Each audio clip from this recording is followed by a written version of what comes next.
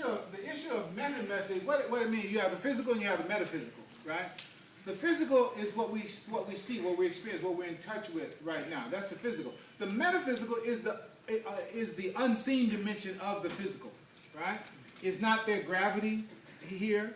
Isn't there electricity? Even light. Even though light, we have this sense of it. Most of these intangible things, they're angels, jinn. That's all a part of this, right?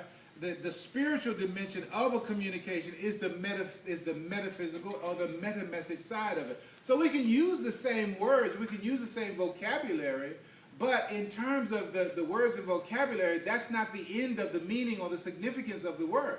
The significance of the word has to do with the language frame or the meta message of the male and female. So let's look at the male. There's the male side of communication, the way that he communicates, and the female side of the communication, the way she communicates. And there are two sets of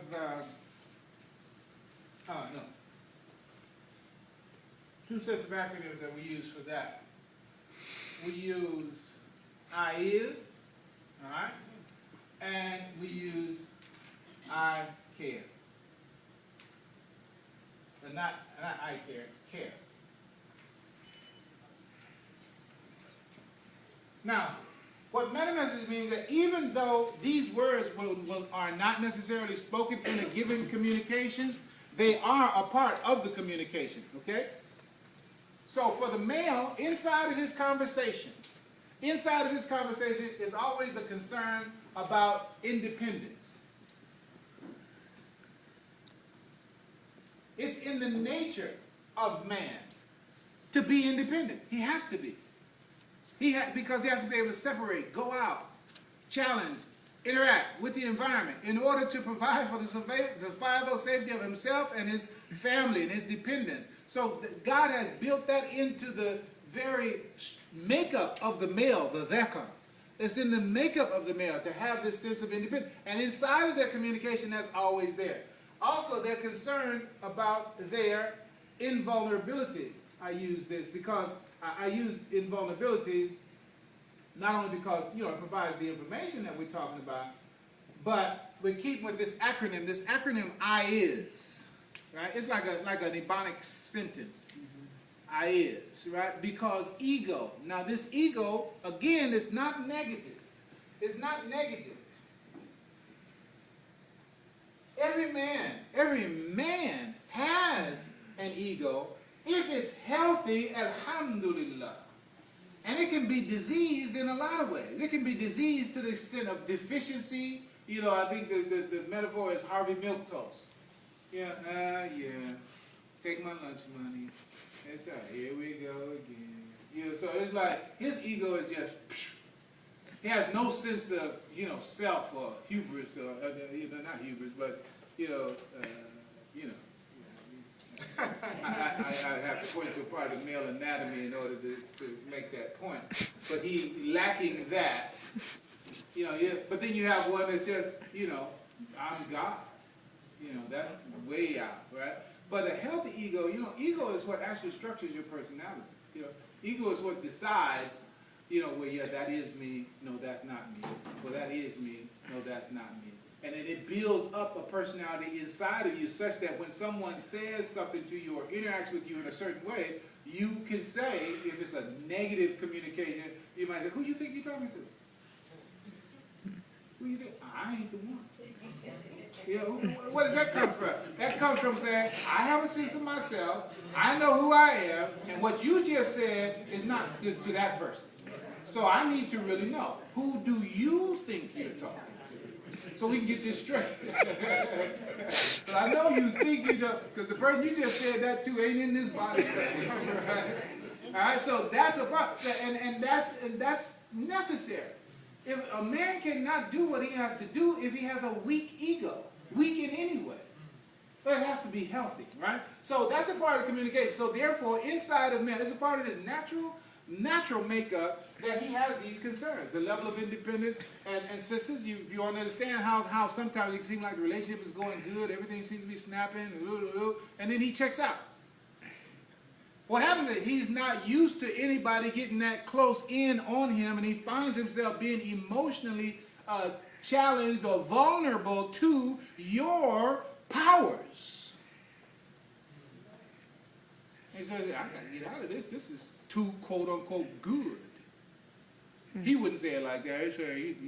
His unconscious is working in such a way where he'll figure out some kind of rationalization. I need a little more space. Yeah, whatever. No, what's really going on is you're feeling vulnerable and you feel this lack of independence because you're feeling you're getting too close, too connected to her, and that runs against your unevolved self. And so you need to go back to a place where you ain't got to deal with nobody but you. That's where I feel safe. That's where I feel competent. That's where I feel capable. That's where I feel secure. So I ain't going to get with nobody, you know. Move on. All right, so, and then status. Man is always concerned about his status. And that's inside of communication. So what's a simple way to understand male communication?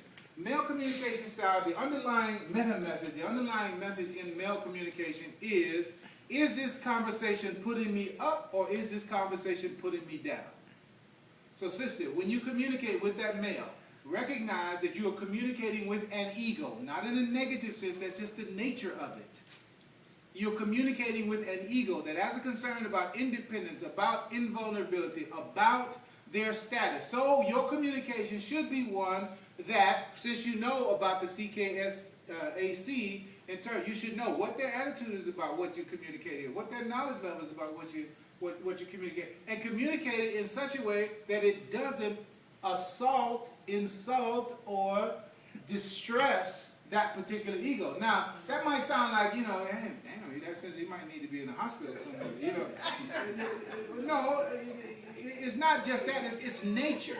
It's nature. And you have to address, and that's the point. You have to deal with things as they are. You have to deal with people as they are, not the way you think they should be. Oh, you shouldn't be like that. Forget about that. I am. I am that way, okay? Well, you ought to be different. Okay, maybe, but, coming at me like that ain't going to change that. So if you're the skilled communicator, then you're the one that has to do the thing that's the right thing to do under the circumstances, right? So, because understand this is a little parenthetical thing. Same author, though, in the context of listening, covey. One of the things he points out is that you have limited control, you have no control, and you have direct control. These are different levels of control, right? So, you have limited control over other people. Got that? Limited control over other people, right? You have no control over the past. You have direct control over yourself. That's the only one you have direct control over. So, this part of my conversation comes up about person saying that they need to change or a person trying to change somebody else. Listen, you cannot change another person. You only have a limited way to influence them for change. You can't change them directly. How do you change other people? You change them by your strategy of interacting with them. If you have children and at some point in time either you have heard or you have said, boy, how many times I'm going to have to tell you to do something? Humorously, they say, well, I don't know. How many we've done so far? So let's see. Try one more. Let's see if that works. Right? No. The point is that if you keep doing the same thing in the same way and expect different results, it's the definition of insanity. Insanity, right? So